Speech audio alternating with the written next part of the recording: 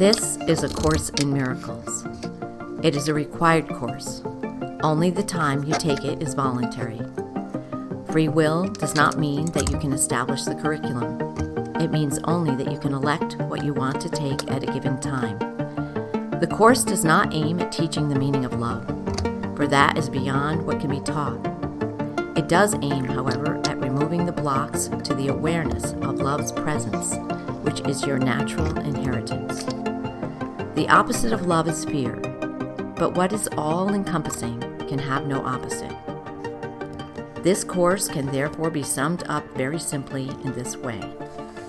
Nothing real can be threatened. Nothing unreal exists. Herein lies the peace of God.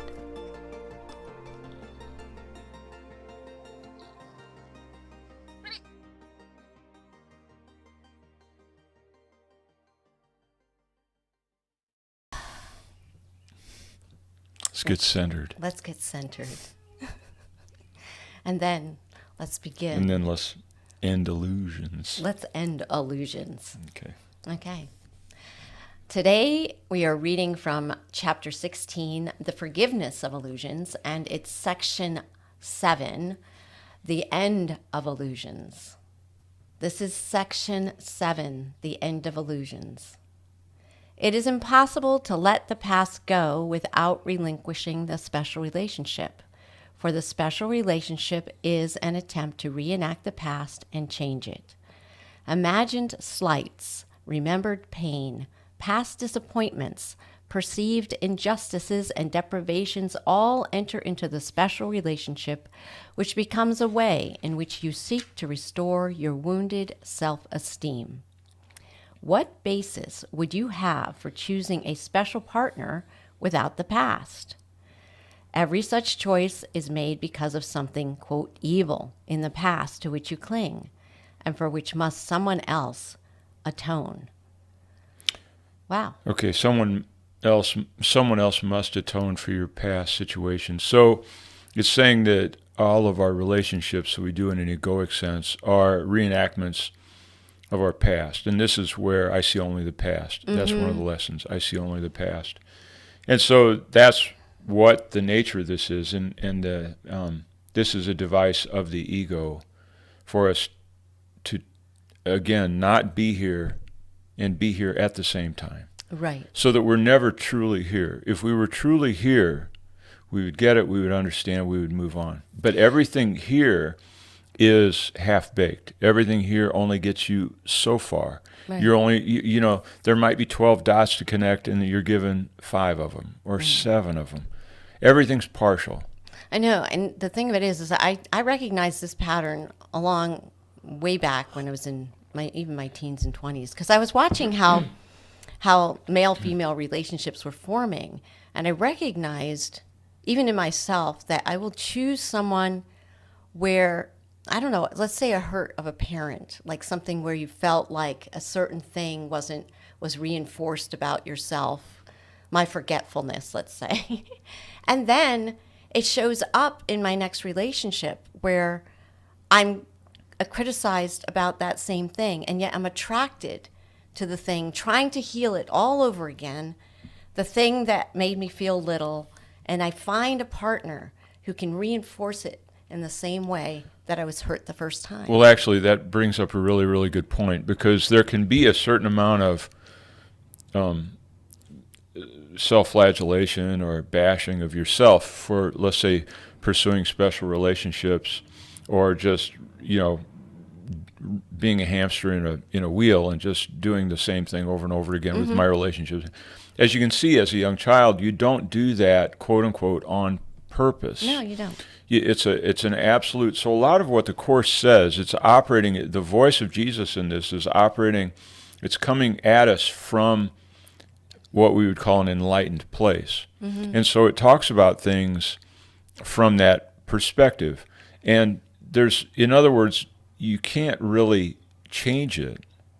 You can be aware of it. The thing of it is that when those things happen as a child or whatever, we reinforce that is true about ourselves. Well, it shapes your preferences. It shapes your preferences, and it shapes the way I believe. The thing of it is, I could not attract that same thing if I didn't believe it about myself. I know, but if you take, let's say, your dad, I know we may be saying the same thing. Okay. Take, let's say, a relationship with your father. Typical thing, like we reenact my relationship with my mom, my relationship with my dad. It's usually mom and dad because they're the first ones. And sometimes, in a large family, it might be brothers and sisters, depending on where you fell in. Right.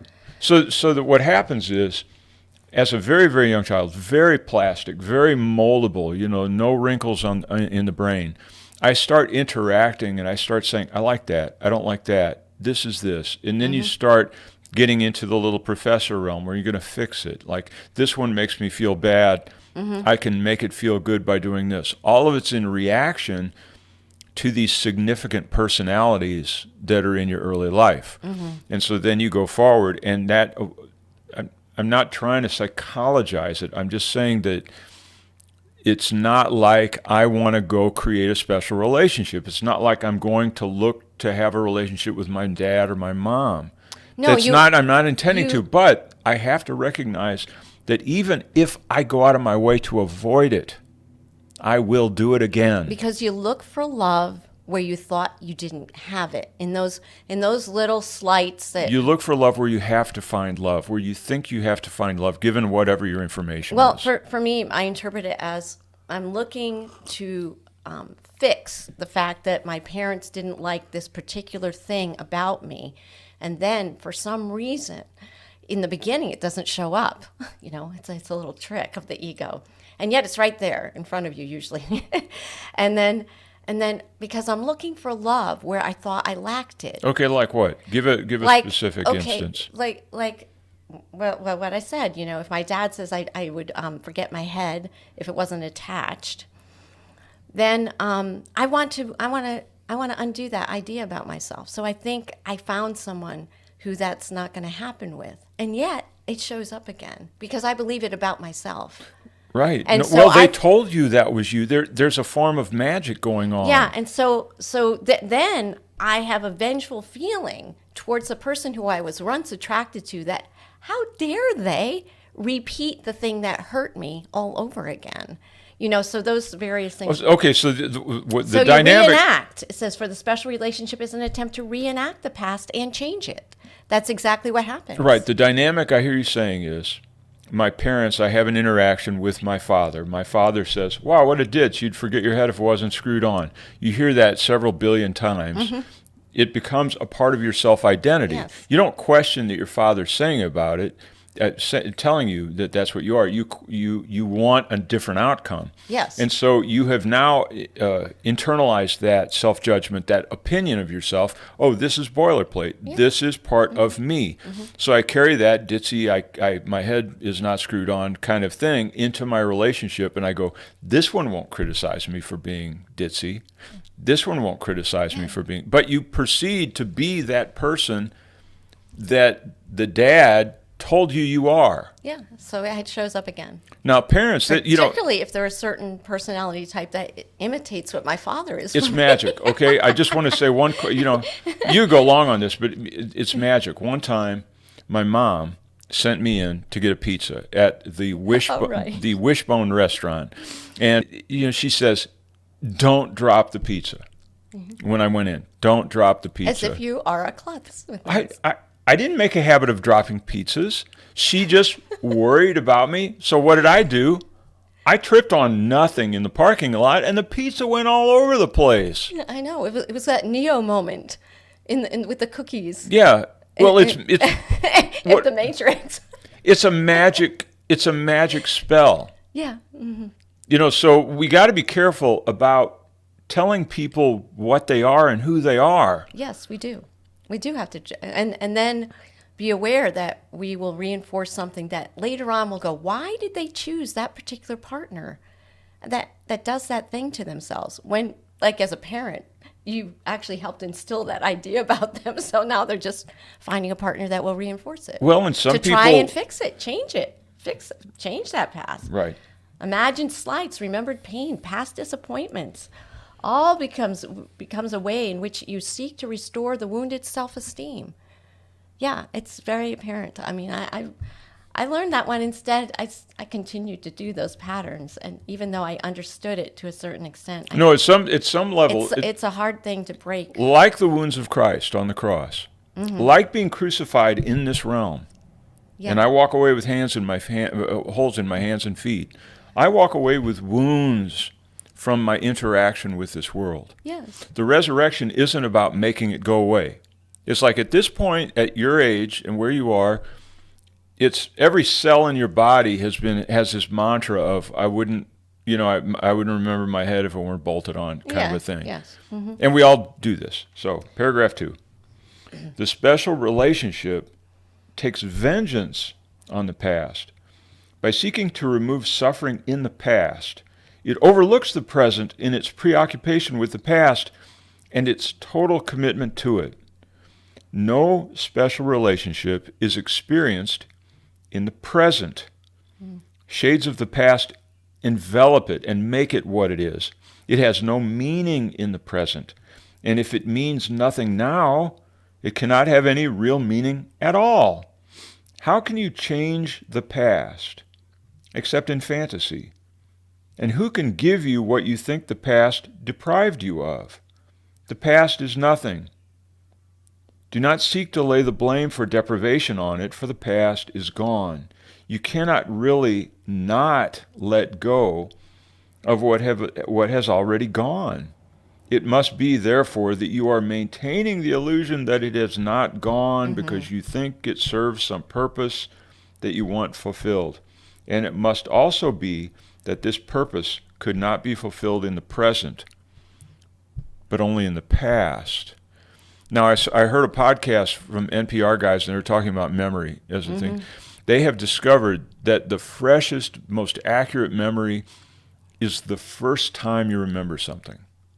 And they said that after that, every subsequent remembering is a creative act of recreating the memory. I agree. We think we're going into our minds, and that's what it's saying more or less here in different words. We think we go back into our minds and find something that really happened to us. Yes. Yeah, that's true.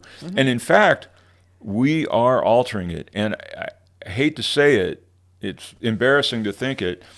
All those things, that situation at the swimming pool, that situation at the dinner table, that first date, whatever it was that so horrifies me about myself, if I saw the real deal happening in real time, I may not recognize it. I've remembered it wrongly so often. Right. And we retell it to either create drama around it, or to make less of it, or to make it slightly different to the person who we're speaking to. We're continuing the spell. We're building ourselves. We're building that false self by remembering, that's me. There I go again. Yes. Yes. But what else? This is so loaded. No special relationship is experienced in the present. It's a hard concept to think that my experiences with anyone in the world is not a present experience. I always bring my past into the dynamic with it. And therefore, the reflections back at me have to do with the thoughts I have about that which I've carried into my present, which is the presence. Not really. But at any rate, there it is. I don't think, let's say, I've done all my work and I've looked at, examined all my stuff and everything else. I've let go of that. Well, darned if you find out that all of a sudden it shows up again. I've had relationships where certain women in my life, friends, are almost exactly the same in the dynamics, in their backgrounds. And it's uncanny. Okay. It's uncanny. No, it's uncanny. You know why it's uncanny? It's because every relationship is fresh and new. Every relationship with every person is a holy relationship. Every one. without it, designed to be healed. fresh and new, right? With healing, with an insight into the sonship, with an insight into myself. Because of that situation, the ego has a special program, a special curriculum that it does, which is to take the past and swaddle that relationship in the past. That's why it's the same. Well, Because you actually are manufacturing that relationship to mock something you can recognize. and also because I felt like there was a certain dynamic there that I felt like I didn't either handle right or whatever.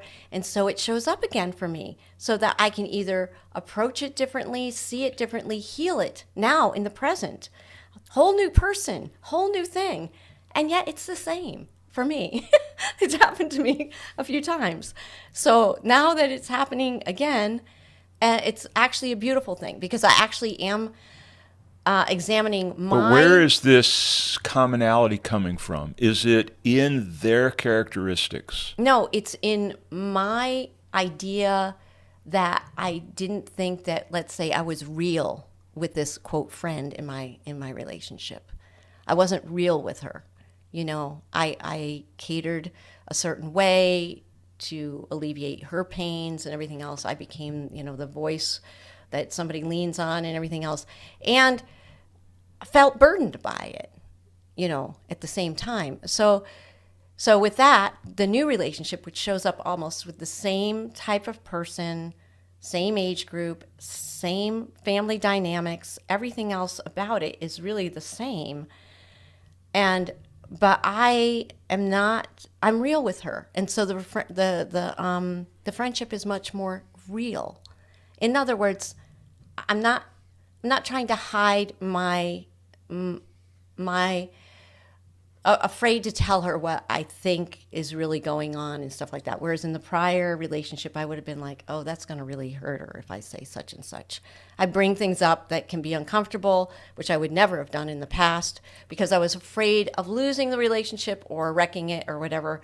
And so now it shows up again. And also I've learned to keep my own boundaries in it. I didn't in the past. And yet there's a lot around it, a lot. So you are using the same. You are using the relationships to heal your past. Yeah, to heal. So they are not holy relationships.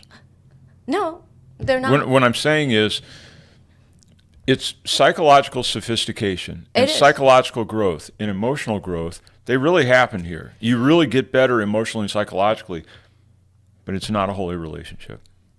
Is it not? Yeah, I would agree. It's not. Let's see. So what, give me a definition of the holy relationship. The holy relationship is when you're going to find out who you really are. You're going to see in a moment, the veil will be parted and you will, that person will reveal their face as the face of Christ. The veil will part and the face of Christ appears in the face of Edna or Christine or whoever this person is. And that being said, I do have moments with this person who that does happen. Moments, little fractions of places and things like that. Because I want to see her as truly as a brother, sister in my life, as a reflection of how I am in the world. I guess what I'm saying is psychological skill, emotional skill, deepening my toolkit, deepening my skill set. These are necessary, admirable, mature. They're all these things. Yes. It's not what the Course is talking about by any sense of the word. The Course is saying that in this world, it doesn't matter who you relate to, where, why, how. It doesn't matter. Because every single one of them will be swaddled in the past. And if I can, through the agency of the Holy Spirit, get past the past and experience the present relationship that is, it's not a friend. I don't have boundaries. I haven't figured anything out, but the face of Christ is revealed. So it might not take me anywhere psychologically at all. The Course in Miracles may take me nowhere in terms of my boundaries, my skill set, and all that kind of stuff. I do understand what you're saying, and I have practiced calling in the Holy Spirit whenever we're going to have, lunch together and that kind of thing, so that I'm not responding from my usual past place, so that the words that come through my mouth are not the same kind of reactionary places that I've been before. Not always happens, but there have been times when I've seen a totally different reflection and joy that comes into my heart at just, I guess, the illusionary play that is now reflected in awareness. So I would say that it's a thinning of the veil. It is not a holy relationship, but there is a thinning that has an awareness of the things, of the way I've been in the world, so that I don't have to repeat my past again in another relationship. I don't have to repeat that pattern again. No, it's good. I mean, I guess I'm making a distinction because I've been listening. I've listened to several hours of different people's podcasts and people on the Course in Miracles, because we have this channel thing that we're doing. Yes. I want to say, well, what's out there? What are people doing? What are they saying? There seems to be a trap of psychology. It's a trap of wanting the Course in Miracles to deliver me from what are psychological problems in my life. And I want to look to the Course for marching orders, a skill set, something to clarify my real-time relationships with people here in the flesh, so that I want the Course in Miracles, ironically, to make my life on earth happier. Now, the thing is, even some of the most profound teachers in the Course that have many, many thousands of viewers, they'll say, we're here to be happy. Yes and no. Well, we're here to learn. The happiness comes from no matter what's happening. The happiness has to come from learning. Yeah, it comes from learning. And also that no matter what is happening, I remember who I am and recognize the play of consciousness in the good and the bad, all the different variations, and you can smile upon it. As one guru that you says rupee is clay and clay is rupee, meaning the money is one thing and they're the same. The clay and the money are the same. And so you're tossing them into the river, rupee is clay, clay is gold and mud, gold and mud. It's the same thing. Gold is mud, mud is gold, gold is mud, mud is gold. So the joy is in recognizing that they're the same. Because there's a lightness that comes and it's like, why am I concerned? Why do I put such emphasis on the money and such, distaste for the clay, or vice versa? No, I love clay. I make pottery out of it. Right. The money doesn't mean anything to me. So, so either way, our preferences become less the pressing thing that I have to have these things in my life in order to be happy. No, it's not about getting. All the getting that we get from this world is the ego. And so it has to be that regardless of what the world is now thrown at me, okay, I fell down the stairs, I broke my leg. Ha, ha, ha, ha, ha. Look at that. I broke my leg. I had to go to the hospital and whatever. I had all these other different interactions with surgeons and all kinds of things and everything else. And I have to look at it like this is my personal play right now, as opposed to saying, poor me, why did I do that? Beat myself up.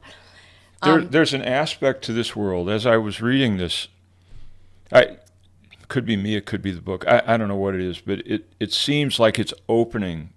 Certain insights on it seem to be opening up, and I see this situation to where I live a life, and it's apparently a linear life from the birth to the grave, and it's this linear life. And I have experiences along the way, high spots that I would like to recreate or preserve, low spots that I would like to fix or fill in. So it's this huge construction project from the beginning to the end. But what isn't told to you in this is that you can't really fix anything. You can't fix anything because everything comes up new. The only thing you can do is change your mind. Is have a new way of using your mind in the world. Right, but go back to those other Course things. There's a tendency to say, it's a secret. It's a covert message that I have with myself. Is that, come on, let's be honest. We're really stuck here, and we're always going to be stuck here, and this is the way it is, and this is reality. This is a really, really great and enlightened book that's going to help me augment this experience. Oh, yeah. I'm going to There augment is this a tendency experience. with almost all. If you put this in the category of just self-help, then it's lost. Well, I know, but I'm just saying that this is how we approach these. And so I consider it a celebration when I don't do that mean old evil thing that I did in the past in the present. And I go, well, I deserve, I get up, give myself a little graduation certificate. I'm moving along in the classroom of life. And the Course in Miracles is saying there's no order of difficulty in the miracles. There's no hierarchy of any type in what we're talking about here. And that your worst disasters when you were young and your best victories, they're all the same. They're all an illusion. There's nothing to reject. There's nothing to cling to. There's nothing to learn from them. The only thing there is to learn is that this whole thing is a trap. It's an epiphenomenon of something else. And it's like you're saying, I break my leg, ha ha ha. Yeah. But don't be confused that the skill of detachment from what's happening in the world here is not necessarily the holy instant or the enlightenment that the Course in Miracles is talking about. The holy instant is, as you said, is to see the face of Christ in another. And then the world itself begins to change because that awareness is, it's beyond this world, because we don't think that we're the same. So when we recognize the Christ in another, we recognize the Christ in ourselves, and the sameness it dawns upon both minds probably at the same time. I don't really know, but it definitely dawns on mine, Right. if that happens. Is there anything else? No, let's keep going. Okay. Paragraph 3. Do not underestimate the intensity of the ego's drive for vengeance on the past. It is completely savage and completely insane. For the ego remembers everything you have done that has offended it and seeks retribution of you. The fantasies it brings to its chosen relationships in which to act out its hate are fantasies of your destruction. For the ego holds the past against you, and in your escape from the past, it sees itself deprived of the vengeance it believes you so justly merit. Yet without your alliance in your own destruction, the ego could not hold you to the past. In the special relationship, you are allowing your destruction to be. That this is insane is obvious. But what is less obvious is that the present is useless to you while you pursue the ego's goal as its ally. You neutralize. I neutralize my life by living in the past. I neutralize it. I'm not even here. Right. I'm in a construct of my mind of the things that I thought I did wrong, the things I'd like to fix. And so that in a way, my life goes away. And this would be the ego's, it's sort of like the essence of nihilism, the essence of self-destruction, which is to be born and never be born. In other words, I'm born, but I'm not living my life. I'm constantly in a repeat cycle of something, and I'm never in what is happening. I don't understand. And why would I even care about what is happening? It's because God is speaking to me through what is happening. And if I'm in the past, I'm doing I'm doing that kind of a number. Right. All I'm hearing is my own voice doing this, and I can't hear what you're saying. I can't hear what you're saying. It's a kid thing. Yes, you're right. So let's go into this. This is almost it almost brings tears. The fantasies it brings in fantasies of hate. I know, fantasies of your own destruction. So let's go into it, because so many times the Course will say these things and we just say, okay, man, wow, that's farm out. What is it saying here in your life? Do you have any anchor of you acting out what it is suggesting here. This isn't once in a while. This is everything. This is all my relationships are reflected here. Right. The potential. The Course is warning me of habitual pattern. Right. It's not warning me about that one person that I screwed or that they screwed me in the past. Mm-hmm. No, it is about habitual habits and self-destruction. So do you think? Low you think of any? self-esteem, all those things. I mean, and the ones that we think don't have low self-esteem are just self-aggrandizing. But let's get into it. The ego's drive for vengeance on the past. Vengeance on the past. Well, can you think How are you going to get out? What can I think? Go ahead. Yeah, can you think of something where you have vengeance on the past?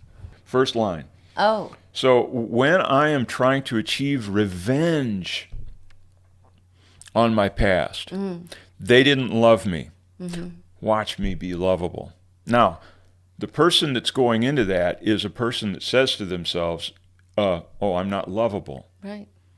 Okay, I'm going to be graphic. So I'm in college, and I've taught. This pattern is so nauseatingly familiar now. It comes up. It's been present in every vignette I've painted.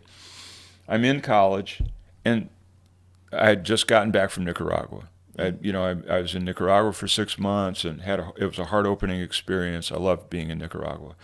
I'm in the cafeteria, and for some reason, my roommate and I set our trays down with a couple of Korean girls. Now, I'm from Illinois, Memphis. I mean, it's like I've never been that close to an Asian in my life, right? Right.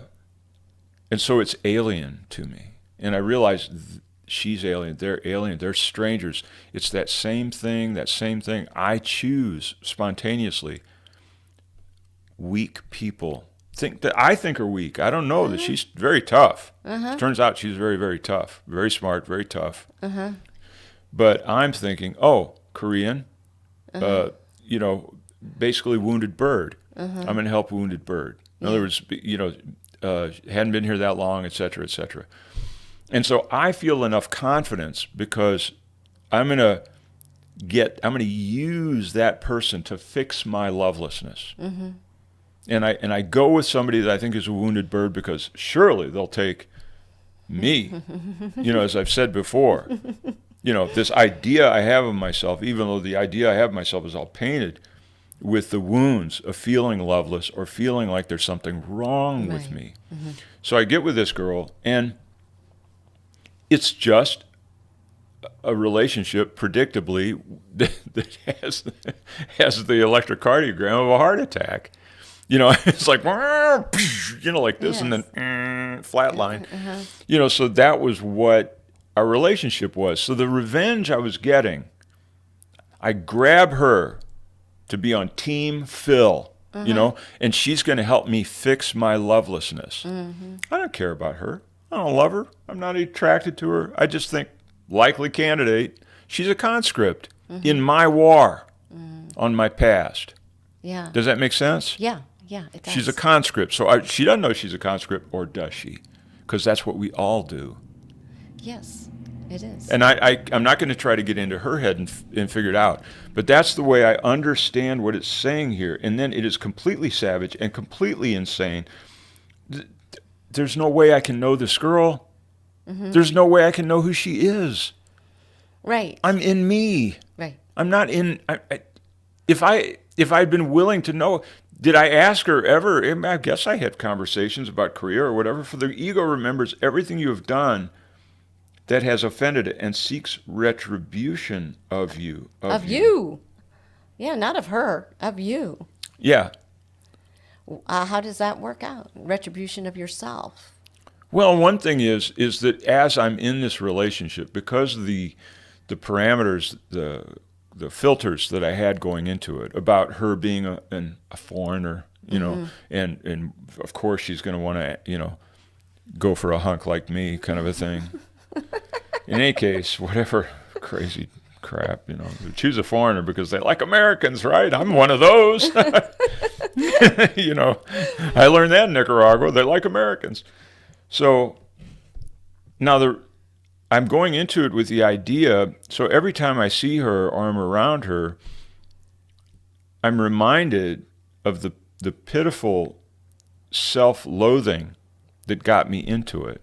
Mm-hmm. So all my relationship with her has to be a repeat of that self-loathing. The idea that I'm going to meet this girl that I met out of a sense of self-loathing, let's say, I'm being a little bit extreme because I didn't feel that way. This is all unconscious, right? None of this was on paper. It's not scripted. No, I know. It's the hidden parts of yeah. ourselves. Yes.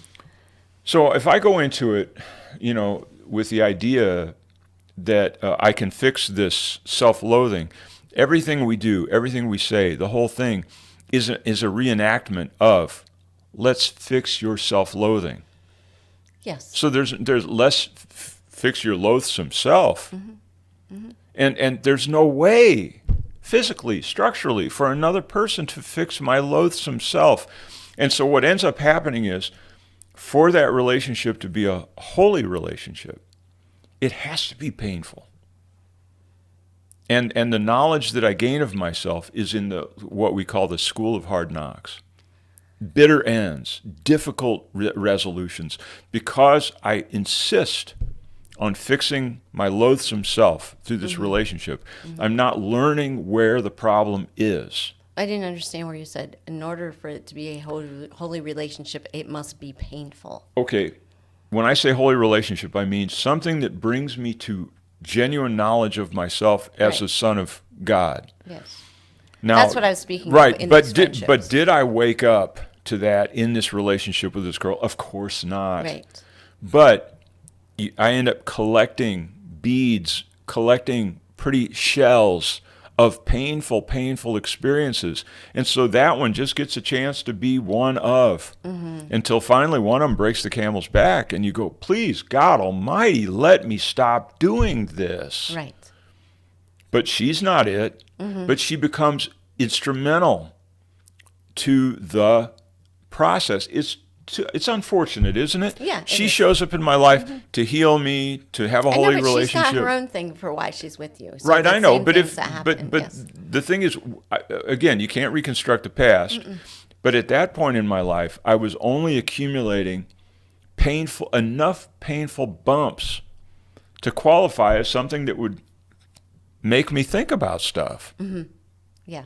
And there were many more to go. Many years. That was in 77, let's say. I was still on the same goofball track in 82, 83, I know. 84, 85. No, I was still on it 8 years later. It's been my lessons in life. It's a bunch of serial monogamy, as you said, of now, does that special help? relationships. For the ego holds the past against you. Yeah, the ego says, Phil, what a tip you are. And in your escape from the past, it sees itself deprived of the vengeance it believes you so justly merit. I want to see Phil hang. I want for that relationship to play out correctly. I have to be lovely. The proof of lovelessness has to be there once again. Yeah, and I did the exact same thing with the guy I was engaged with. The ego will keep you in that relationship until you get proof of lovelessness. It was so extreme. I like the extreme versions where, like, the month before the wedding, he decides to go, I'm sorry, I'm not going to marry you. And so, then you talk about not feeling loved. I created dramas of visual things. Okay, we have all that melodrama. I've done this before. And the chorus just says, it just shows you how the ego works. You're not going to use the past to fix yourself. That's right. You're not. However, I'm going to sit there and I'm going to do it. I'm going to go, what is there a world where Phil sits down in the cafeteria and he's got his tray there and he goes, Phil, this is a game you're playing about lack and about need and about lovelessness. And I do not put the tray down and I walk on and I never meet her. Or I say, Phil, this is a game you're playing about lack, about need, about, self-loathing. I put the tray down and begin vigilance for the kingdom. Vigilance for the kingdom. And I don't presume that she's going to be a great date. I don't presume that we're going to have some great romance. I don't presume that I'm meeting a foreigner or that she's appreciating this or, wow, isn't this whatever, getting my little egoic needs met. Yes. Instead, I'm vigilant for the kingdom. Can we be vigilant for the kingdom in those relationships and then notice who that person is for real, who they really are? And it might just be, wow, you've been here for that long? Very interesting. And I go on my merry way. Right. And we don't have that painful 3-year relationship. Right. Right. I think that's a very good point, because any relationship, whether it's a romantic relationship or any other kind of relationship with a boss or anything else, if we can enter into it without perceiving what I need in my life as all excited, all of a sudden, wow, a new person, a new situation, maybe I can get something out of this. It could be a new job. Instead, blank slate. Don't know what it is. I mean, that big I don't know what this is showing up in my life can be helpful. I'm right now. I'm still in the cafeteria back at the University of Tennessee. I'm still putting my tray down. I might be putting it down next to you. It might be putting it down next to people over at the church or someplace else.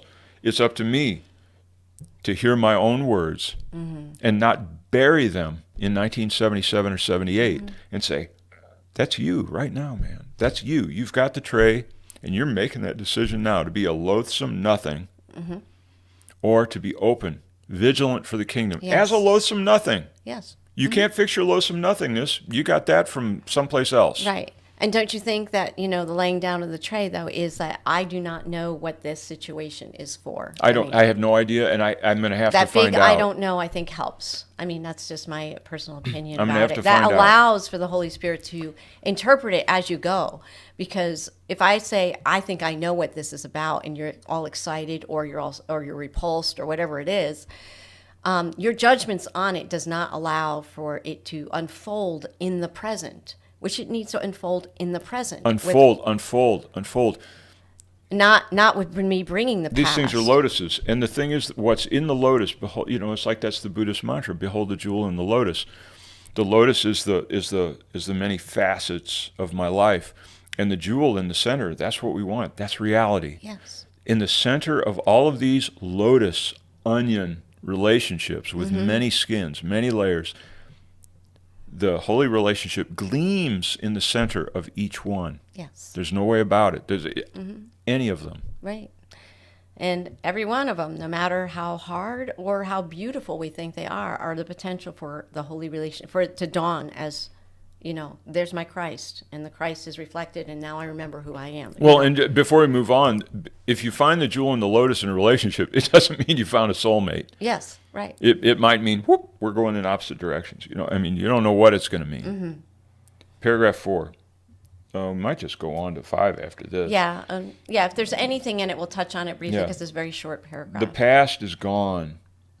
Seek not to preserve it in the special relationship that binds you to it and would teach you salvation is past, and so you must return to the past to find salvation. There's no fantasy that does not contain the dream of retribution for the past.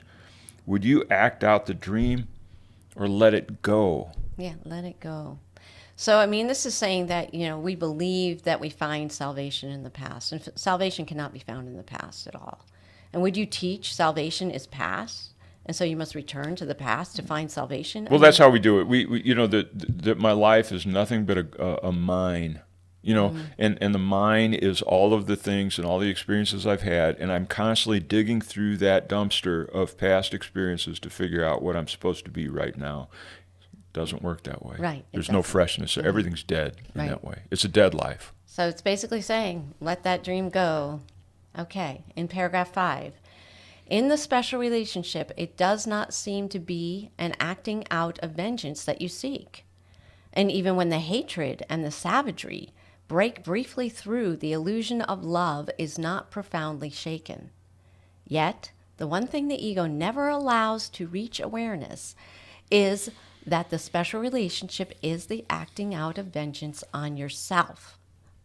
There you go. Yet, what else could it be? In seeking the special relationship, you look not for glory in yourself. You have denied that it is there, and the relationship becomes your substitute for it. the vengeance becomes your substitute for atonement, and the escape from vengeance becomes your loss. I know you know what I'm talking about, and I apologize for just being kind of so obvious. But that relationship and those relationships, the string of those relationships, at that point in my life, were so painful. Yes. It was a nightmare, and I might as well have been a heroin addict looking for a hit. Yeah. I just go through and, oh, bummer, man, bummer. You got any needles? You got anything to relieve my pain? Does anybody have any dope? Some dope. Come on, somebody's. There you go. Oh, that was it. That was the real deal. And that really, if I look at the etiology of my relationships, they really were in that form.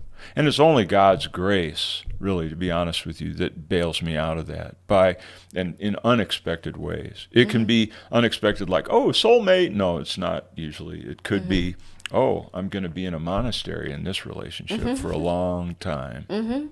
Yeah. Okay. The very first sentence on that, it doesn't seem to be acting out of vengeance that you seek. And even when the hatred and the savagery break briefly through the illusion of love is not profoundly shaken. Even though we end up acting out these things, our illusion of love is not profoundly shaken, which is kind of interesting. Because, if I was to look back in my own past, which doesn't exist anymore, I like to say that just to reinforce. My past is gone. I don't know about yours. Yeah, my past is gone. I left mine on the other bank. Yes, exactly. Then I don't realize that I'm acting out a vengeance that I seek. I would never have looked at it that way. That seems so harsh. That's what's really going on in the illusion of love. Well, that was why I thought. That's why I talked about the pain, because if I talk about the most painful experiences in my life, most of them were love relationships. Oh yeah. I was in a torture chamber, of my own making. That person didn't do anything to me. Yeah. But I, the anxieties, the just worries and fears and nervousness and then trying to overcome invisible, unidentified, ambiguous problems that I didn't understand. Telephone calls that went on for 3 hours that ended with just like, oh, what was that? It's like so much of that waste. Waste. Let's blame it on hormones. Damn hormones. But the thing is that the deal is, as I review these things, I recognize that we do come into this. There is a distinct toolkit for living in this world. And the Course in Miracles has identified it as the ego's agenda. And ain't nothing about joy in that agenda. The purpose of the ego is to give you enough of those heroin hits, so you got to drag your addicted self back to the ego again and again and again in a repetitive cycle. It's as though there's a match. Here's the physical world like this, and then the ego came in and said, let's match up all the toxic aspects of the physical world so that we have a perfect fit this there you go. of the ego and the world as a death machine, so that we suffer endlessly, never get satisfaction. Seek but do not find. That's the ego's motto. This one again went long, and I'd say that we're going to split it probably after the 6th paragraph. So look for part 2. It'll probably pick up with paragraph 7 or so. And really appreciate your watching, and we'll see you on the next one. Bye.